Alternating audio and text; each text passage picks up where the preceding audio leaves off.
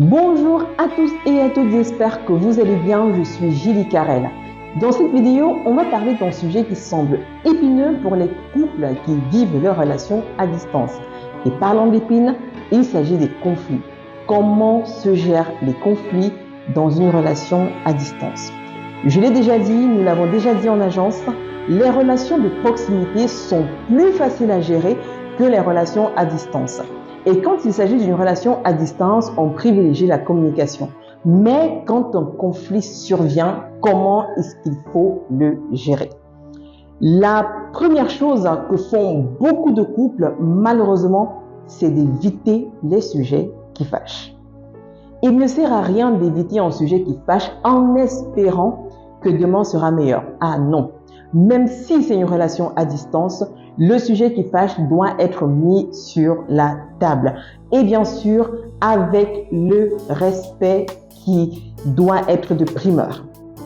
Quand on parle de sujet qui fâche, ce n'est pas forcément bouder, calomnier, faire la politique de l'autruche. Ah non, pas du tout. C'est un sujet, écoute, j'ai envie de te parler, j'ai besoin qu'on parle de tel sujet. C'est important pour moi parce que je me suis sentie mal. Donc ici, on met en avant le sujet, on met en avant notre ressenti pour que l'autre comprenne en fait ce qui se passe. Si vous commencez à rater les appels, si vous avez l'habitude de vous appeler à 10h, vous appelez à midi en espérant que la personne vous écrive avant, on n'est pas des enfants. On n'est pas des enfants. Quand on se met en couple, c'est pour construire quelque chose de beau, de magnifique, de durable et construit sur une fondation solide. Donc, on est des adultes. On sait gérer nos émotions. On met sur la table le sujet qui fâche.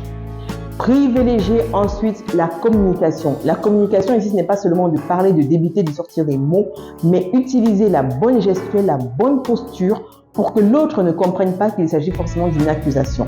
Et c'est la raison pour laquelle on embraye directement sur le point 3. On n'accuse pas.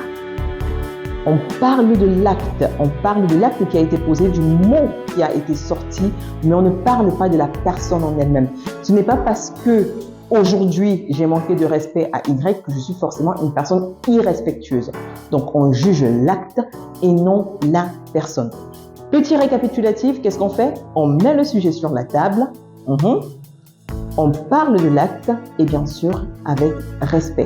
Et bien sûr, on privilégie la communication avec les mots, avec la gestuelle qui va avec. Comme on l'a dit, on n'est pas des enfants, on est des adultes, donc on sait gérer nos émotions.